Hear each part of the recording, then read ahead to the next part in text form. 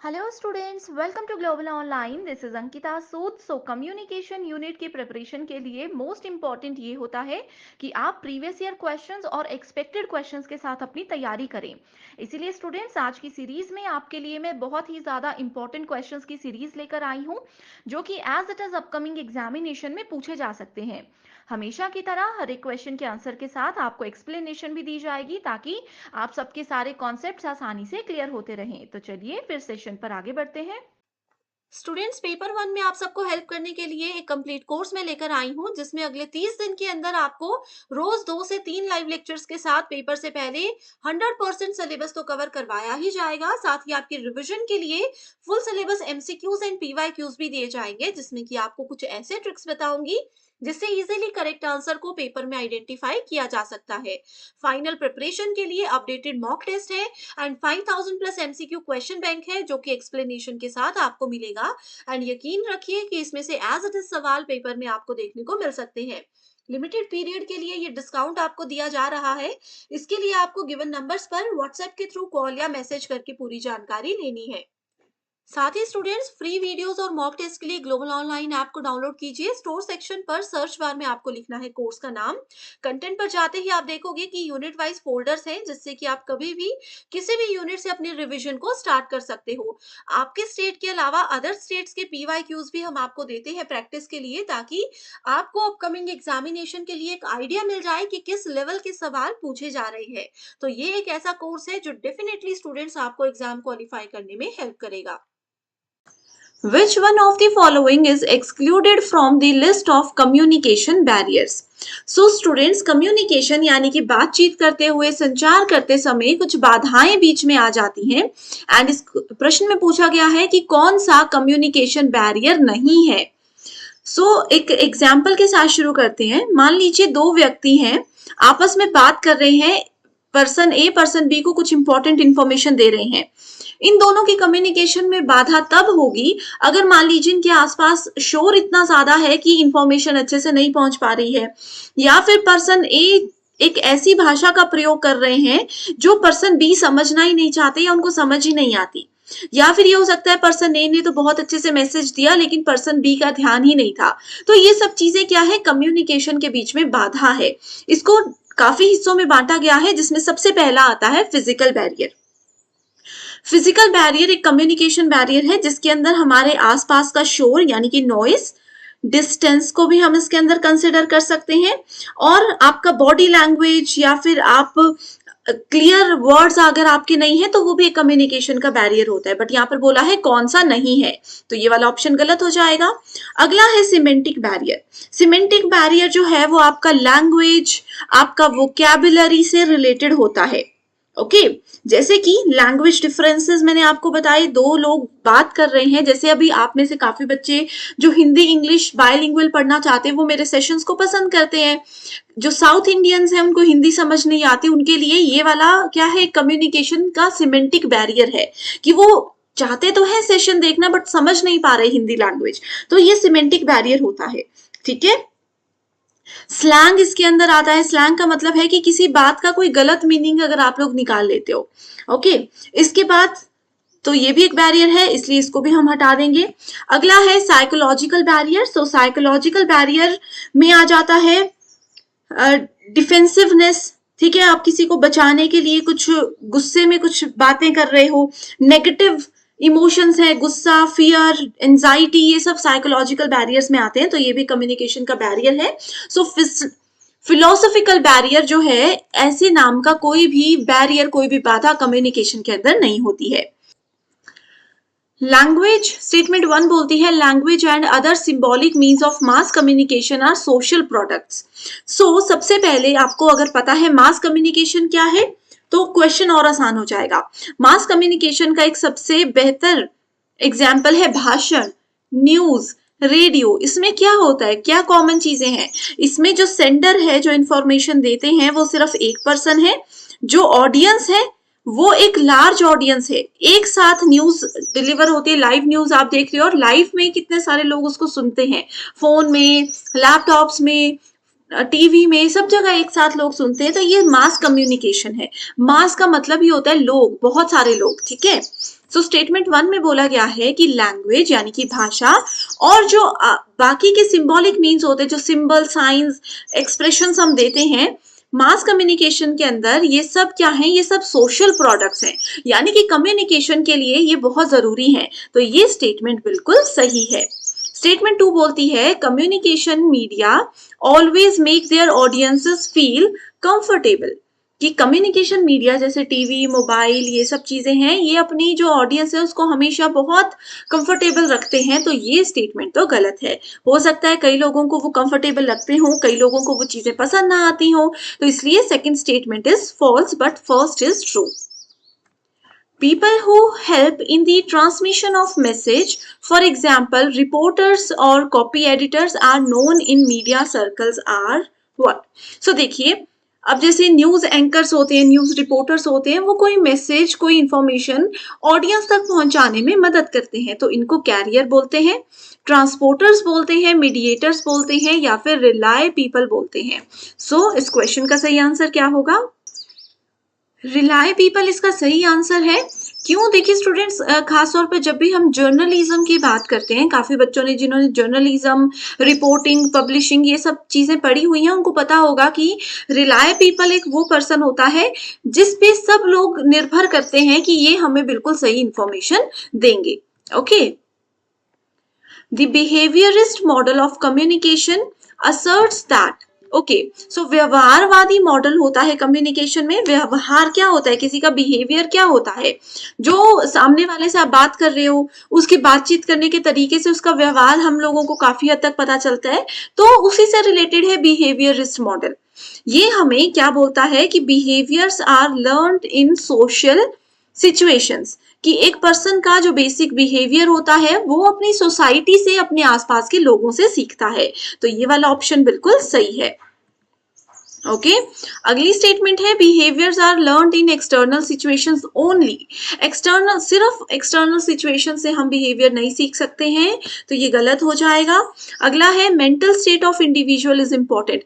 अब देखो, अगर आप गुस्से में हो, मान लीजिए आपका किसी एग्जाम के लिए आप परेशान हो, तो आप अच्छे से कम्युनिकेट किसी के साथ भी नहीं कर पाओगे, गुस्से में रहोगे, चिड़चिड़े रहोगे, तो मेंटल स्टेट एक कम्युनिकेशन के लिए इंपॉर्टेंट होती है, ये भी सही है। अगला बोलता है कि the mental state of individual is unimportant, तो ये सही है, तो ऑब्वियसली ये वाली स्टेटमेंट गलत होगी। Communication techniques for cultural change include both verbal and non verbal messages. अगर एक कम्युनिकेशन अच्छा बनाना है, बेहतर बनाना है, तो उसमें शाब्दिक के साथ साथ सांकेतिक भाषा का भी प्रयोग होना जरूरी है। तो सही आंसर है ए, सी, ई, दैट इज ऑप्शन नंबर 3 सही होगा यहाँ पर। ओके, एक चलिए मैं आपको ना छोटा सा होमवर्क क्वेश्चन देती हूँ। मुझे बताइए, जैसे हम लोगों ने अभी तक मास कम्युनिकेशन के बारे में पढ़ा था, वैसे ही एक ग्रुप कम्युनिकेशन भी होता है। तो ग्रुप कम्युनिकेशन का एक रियल लाइफ एग्जाम्पल मुझे बता दीजिए, ठीक है? इसका आंसर मुझे कमेंट करके बताना, क्योंकि एग्जाम में मास के साथ साथ ग्रुप पर भी मेजर फोकस किया जाता है। एक रियल लाइफ एग्जाम्पल इसका बता दो, अगर नहीं आता है तो भी बता दो, मैं रिप्लाई आपको कमेंट में ही कर दूंगी। स्टेटमेंट 1 बोलती है the power elites by controlling the communication media extend their hegemonic rule further is a statement of myth. Okay, so संचार माध्यमों को नियंत्रित करके सत्ता संभ्रांत लोग, ठीक है, सत्ता संभ्रांत लोग कौन होते हैं? जो कंट्रोल करने वाले लोग होते हैं दूसरों को, ठीक है, अपने आधिपत्य शासन को और आगे बढ़ाते हैं। ये स्टेटमेंट एक मिथ है, ये एक गलत स्टेटमेंट है, ये बिल्कुल फॉल्स बोला गया है, तो ये स्टेटमेंट गलत है। Through communication media they always plan to win over the communication publics and continue to overload them, ठीक है, ओवरलोड नहीं होगा एक्चुअली, यहाँ पर ओवरलोड है, LOAD। ओके, सो ये वाली स्टेटमेंट की अगर हम बात करें तो ये बिल्कुल ट्रू है। The elements as related to communication in ancient paradigm of everyday life are what? So प्राचीन काल में जो कम्युनिकेशन होता था, डेली बेसिस पे जो कम्युनिकेशन होता था, उसमें कौन कौन सी चीजों का इस्तेमाल किया जाता था, क्या क्या इंपॉर्टेंट थी? ठीक है, शारीरिक, फिजियोलॉजिकल बिल्कुल सही है, ये भी एंशियंट पैराडाइम के अंदर आता था कम्युनिकेशन में। दूसरा है इकोनॉमिक, बिल्कुल सही है। एथिकल यानी कि नैतिक चीजों पर भी ध्यान दिया जाता था। सेल्फ रियलाइजेशन भी होती थी। ईगो क्लैशेस उस समय पर नहीं होते थे, ठीक है, ईगो क्लैशेस नहीं होते थे। एंड बाकी के तीनों ऑप्शंस में देखिए ई लिखा है, तो यहाँ पर अगर ई में आप श्योर थे कि अहंकार उस जमाने में लोगों में कम हुआ करता था, यहां से ही आप आंसर तक पहुंच सकते थे आसानी से, ठीक है। स्टूडेंट्स, अगर सेशंस पसंद आ रहे हैं एंड अगर आप चाहते हो कि मैं कंटिन्यू करूं, ऐसे ही आपके लिए बड़े वीडियोस भी लाऊं, 100 क्वेश्चंस की एक एक सीरीज यूनिट वाइज लेकर आऊं, ऐसे भी सीरीज अगर चाहते हो तो कमेंट जरूर कीजिए, ताकि मैं आप लोगों की डिमांड क्या है वो समझकर ही सेशंस बनाती रहूं। By supplying facts and opinions, mass media enable the audience to make decisions. Okay, जैसे भाषण देते हैं ना, उस समय पे क्या होता है, ये बोल रहे हैं कि अब अगर आप अपने ओपिनियंस, अपनी बातें जो है सामने वाले तक रखते हैं, आप ऑडियंस को उनके हिसाब से डिसीजन लेने का मौका ऐसे में दे रहे हो। तो ये स्टेटमेंट बिल्कुल सत्य है। अगली स्टेटमेंट बोल रही है mass media should suppress facts and opinions in order to influence the government decision. ठीक है, मास मीडिया जैसे सोशल मीडिया की यहाँ पर हम बात करते हैं, यहाँ पर मास कम्युनिकेशन नहीं, मास मीडिया की बात की जा रही है, ठीक है। अब देखो पहली स्टेटमेंट को फिर मैं एक्सप्लेन करती हूँ। अगर सोशल मीडिया पे आप अपने फैक्ट्स और अपने ओपिनियंस, आपके मन में क्या चल रहा है किसी पॉलिटिकल पार्टी को लेकर या किसी भी चीज को लेकर, वो लिखते हैं, तो इससे ऑडियंस क्या डिसीजन लेती है, ऑडियंस के मन में क्या चल रहा है, ये हमें पता लगता है। वैसे ही बोला है मास मीडिया यानी कि social media should suppress facts and opinion in order to influence the government decision. Government के डिसीजन भी लोग बदल सकते हैं। आप लोगों ने ये पावर सोशल मीडिया की देखी होगी, तो इसलिए दोनों स्टेटमेंट सही है। From the communication viewpoint, which one of the following is a cultural institution? So cultural institution है family, okay? इंटरपर्सनल कम्युनिकेशन, एक व्यक्ति किसी दूसरे व्यक्ति से बात कर रहा है, दैट इज इंटरपर्सनल। और अब मुझे कमेंट करके बताइए कि इंट्रापर्सनल क्या होता है। इंट्रापर्सनल कम्युनिकेशन क्या होता है, आंसर देना है मुझे कमेंट करके। Interpersonal communication can be mediated और अमेडिएटेड। इसका क्या मतलब है, मेडिएटेड और मेडिएटेड या ओमेडिएटेड, ठीक है, जिसको कि हम ये बोल सकते हैं कि स्टेटमेंट 1 ट्रू है। ये बोला जा रहा है कि मीडिया से याद रखिए, ए मीडिएटेड और मीडिएटेड, यानी कि अगर हम 1 to 1 इंटरपर्सनल, एक व्यक्ति दूसरे व्यक्ति से बात कर रहा है, तो वो किसी मीडिया के थ्रू भी कर रहा हो सकता है, फोन पे लिखित रूप से ये भी कर रहा हो सकता है, साइन सिंबल के थ्रू भी कर रहा हो सकता है, जिसमें किसी मीडिया की चैनल की बात जरूरत नहीं पड़ रही है। तो स्टेटमेंट क्या है, बिल्कुल सही है। ओके, दूसरी स्टेटमेंट बोल रही है On its part mostly, mass communication need not be mediated. Mass communication के लिए need not be mediated, कोई मीडिया नहीं भी हो तब भी वो बात पहुंच जाती है। ये स्टेटमेंट बिल्कुल फॉल्स है। मास कम्युनिकेशन के लिए तो मीडिया चाहिए ना। अब कोई व्यक्ति अगर न्यूज बना रहे हैं, न्यूज सुना रहे हैं, तो लोगों तक न्यूज पहुंचने के लिए कुछ टीवी चैनल ये वो कुछ तो चाहिए, मीडिया तो चाहिए जहां से न्यूज पहुंचे, रेडियो वगैरह। तो इसलिए ये वाली स्टेटमेंट फॉल्स है। तो first is true, second is false. Persuasive communication does not blur the difference between truth and falsehood. So persuasive communication, प्रेरक संचार जो होता है, इसमें बोला जा रहा है कि सही और गलत के बीच का जो अंतर है उसको ये धुंधला कभी भी नहीं कर सकता। बिल्कुल सत्य बोल रहा है ये। Mass mediated communication never reflects truth. Mass communication या मास मीडिएटेड यानी कि इसमें बोला है कि सोशल मीडिया, मास मीडिएटेड या मास मीडिया लिखा होगा मतलब सोशल मीडिया रिलेट करना है, ठीक है। सोशल मीडिया वगैरह जो है वो कभी भी सत्य नहीं बोलता, ऐसा तो नहीं है। इतना बदनाम तो सोशल मीडिया को हम नहीं कर सकते, क्योंकि इसमें सत्य चीजें भी तो होती हैं। ओके, इसलिए सही आंसर है first is true and second is false. The means of non-verbal communication are, non-verbal मतलब ऐसा कम्युनिकेशन, ऐसा संचार जहां पर शब्दों का प्रयोग नहीं किया जाता। सो इसमें हम स्पोकन लैंग्वेज कुछ बोलकर ये करते हैं, नहीं, वर्ड्स का तो प्रयोग करते ही नहीं नॉन वर्बल में। टाइम यूज किया जाता है, किसी को टाइम ऐसे घड़ी दिखा रहे हो या टाइम बता रहे हो, ठीक है, तो वो नॉन वर्बल में आता है। साइन लैंग्वेज, स्पेस लैंग्वेज, ठीक है, ये तीनों नॉन वर्बल है। रिटन और स्पोकन, ऑप्शन नंबर ए और डी जो है वो वर्बल कम्युनिकेशन यानी कि शाब्दिक संचार के अंदर आते हैं।